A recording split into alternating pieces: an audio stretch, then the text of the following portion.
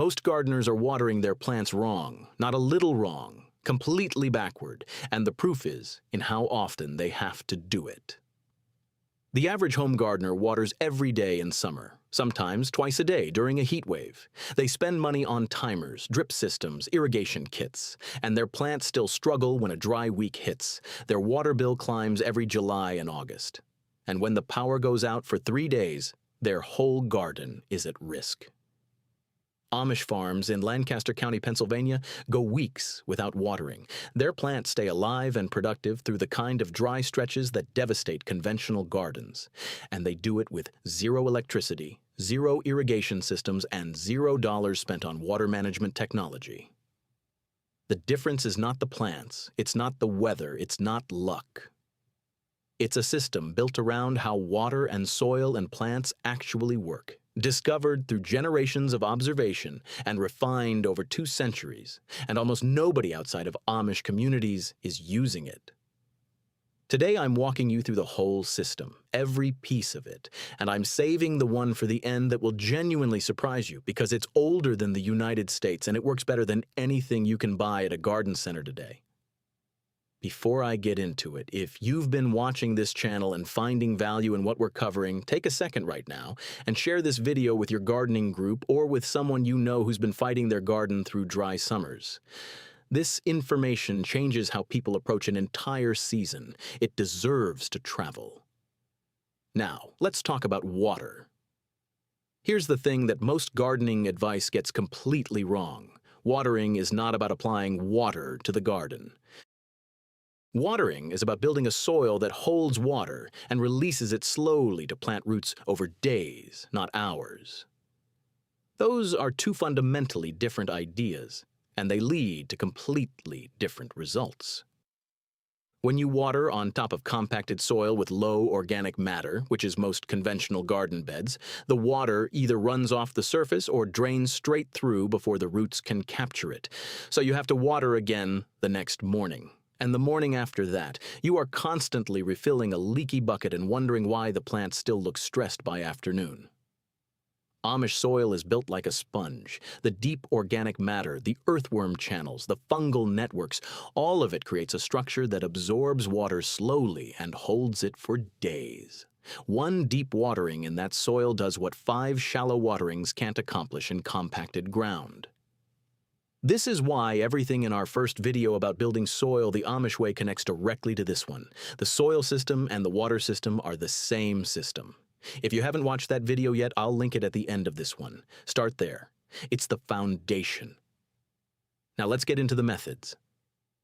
The first one challenged everything I thought I knew about watering schedules, and when I share it, most gardeners push back immediately until I explain the science behind it. The Amish water in the evening. Almost every piece of conventional gardening advice says to water in the morning. The reasoning is that morning watering gives plants moisture before the heat of the day and lets any wet foliage dry out before dark, reducing fungal risk. Here's what that advice gets wrong. The Amish don't water their foliage, ever. They water directly at the soil surface at the base of each plant. The leaves never get wet. So the fungal risk from evening watering doesn't exist. And here's what evening-based watering does that morning watering never can. When you water at the base in the evening, that water soaks in overnight with zero competition from daytime evaporation. The soil has 6 to 8 hours to absorb moisture deeply before the sun comes up and starts pulling it out. Plant roots are most active in their water and nutrient uptake during the night hours. This is established plant biology. A deep evening drink means those roots are absorbing through their most productive window.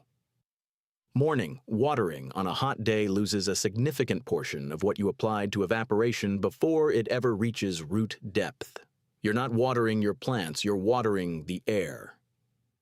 I tested this personally after spending time around Amish farms, switched my watering to evening base application.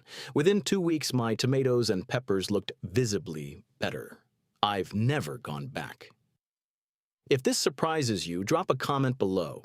Tell me what your current watering schedule looks like. I genuinely want to know how many people are still doing morning overhead watering, because what I'm about to share next will make you completely reconsider that habit.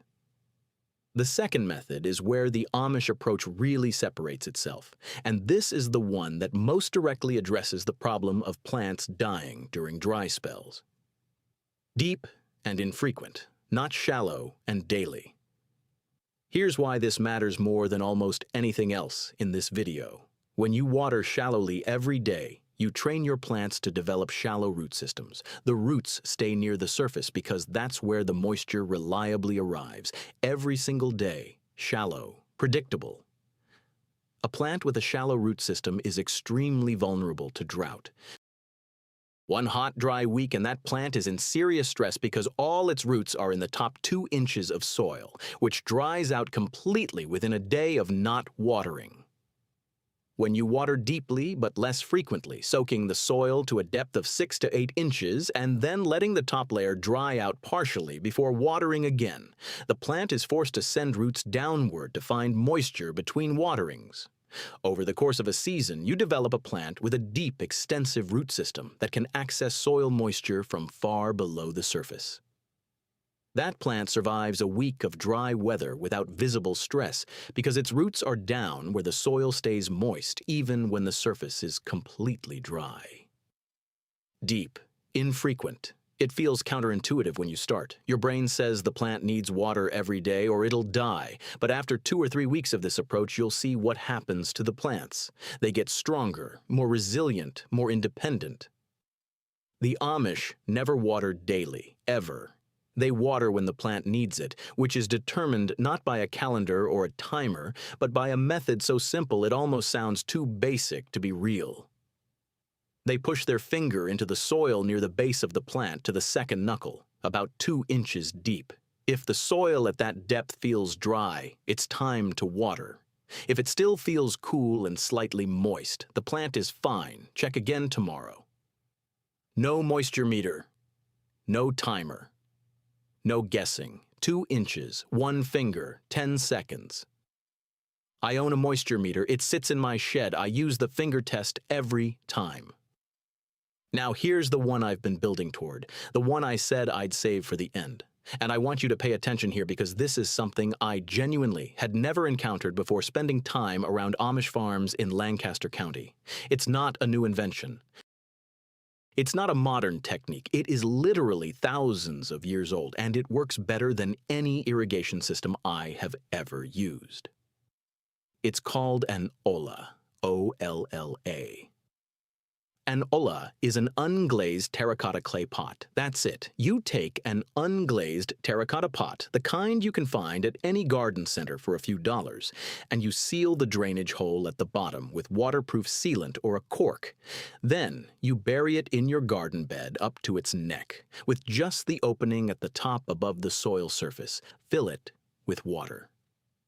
That's the whole system. Here's what happens. Because the pot is unglazed and porous, water seeps very slowly through the clay walls directly into the surrounding soil. Not in a flood, not in a trickle. In a slow, steady release that happens at exactly the rate the soil can absorb it, right at root level, not at the surface where evaporation can reach it. Plant roots are naturally drawn toward moisture. When an olla is buried nearby, roots actually grow toward it and cluster around it. The plant essentially self-waters. It draws moisture from the olla as it needs it. When the surrounding soil is dry, more seeps through. When it's moist, the seepage naturally slows. A single olla in a raised bed can keep plants in a 2 to 3 foot radius adequately watered for 3 to 5 days between refills, even in summer heat, with heavy mulch over the soil, even longer. The ancient Persians used this. Native American communities in the Southwest used it for centuries. Chinese farmers used it, and Amish communities in drier-growing regions kept the practice alive while the rest of agriculture switched to plastic pipes, electric pumps, and monthly water bills. I want you to think about what that means for a moment. This is a clay pot with a sealed hole. Total cost, $3 to $5. And it does what a drip irrigation system costing hundreds of dollars does, except it requires no electricity, no maintenance, no programming, and no installation beyond digging a hole. The Amish didn't discover this. They inherited it from thousands of years of human farming wisdom, and they kept it because it works. Simple as that. If you try the Ola method this season, and I genuinely encourage you to try just 1-in-1 bed, come back to this video and drop a comment with your results. Tell me what plant, what bed, what zone you're in, and what happened. I want to build a record of people actually testing this. That comment section becomes a resource for every gardener who finds this video later. And while you're down there, if this video taught you something that changed how you think about watering, hit the like button. It takes 1 second and it helps this content reach more people who need it. Now, I want to share 2 more pieces of the system before we wrap up. The third piece is mulching, and I want to be clear that I'm not talking about a decorative thin layer. I'm talking about the Amish approach, 4 to 6 inches of organic material laid across every bed in the garden. Here's what that depth does to your water situation. Bare soil on a hot summer day loses a significant percentage of its surface moisture to evaporation within hours of watering. That water never reached the roots. It went straight into the air. 4 to 6 inches of mulch blocks that evaporation almost completely. The moisture stays in the soil where it belongs. The Amish use straw primarily. Cheap, effective, decomposes over the season, contributing organic matter back to the soil. Laid 4 to 6 inches deep after planting, started a few inches away from each plant stem. Within the first week of mulching your existing beds this deeply, you will notice the soil underneath stays moist dramatically longer. I went from watering daily to watering twice a week for the same plants, not because I reduced care, because the mulch was doing what I was doing with a hose for free. The fourth piece is rainwater collection. The Amish do not let rain leave their property if they can help it. Every roof, every outbuilding channels water into barrels or cisterns. That stored water gets used on the garden during dry periods. A single 55-gallon rain barrel connected to a downspout can collect hundreds of gallons in a moderate rain event. That barrel connected to a soaker hose laid through your main beds covers most home gardens through a week of dry weather at zero ongoing cost. The water is also better for your plants than municipal tap water. No chlorine to kill the soil microorganisms we talked about in the first video. Build the storage when it's raining, use it when it's not. That's the Amish water philosophy in 1 sentence. Let me pull everything together before the close because there's a pattern in here worth naming. The conventional approach to a dry garden is to water more often, and add more irrigation infrastructure, more intervention, more cost, more dependency. The Amish approach is to build the conditions where the garden needs less water and stores what it gets. Better soil structure means less water needed per plant. Deep roots mean more drought tolerance. Mulch means less evaporation. Olas mean slow, deep delivery right at the root zone. Rain collection means free water on standby. Every method reduces dependency instead of increasing it. That's not an accident. That's a philosophy. The gardener who builds this system spends less money on water, less time standing outside with a hose, and loses fewer plants during the dry weeks that hit every summer without warning. That's what 200 years of refinement looks like when you actually apply it. Which of these methods are you starting with this week? The evening watering, the deep, infrequent approach, the Ola, the deeper mulching, or the rain barrel? Drop the number in the comments. I read every single one and I want to know where people are beginning. And one more ask, if you're part of any gardening group, homesteading community, or self-sufficiency forum, share this video there. The Ola method alone is something most of those communities have never seen properly explained. That share helps this channel reach the people it's built for. Subscribe if you haven't already. Every video on this channel is one more piece of the system we're building together. And what's coming next connects directly to everything we've covered in the last 5 videos in a way that's going to completely change how you plan your whole garden from the start. Sir, right color, bang. I'll see you in the next one.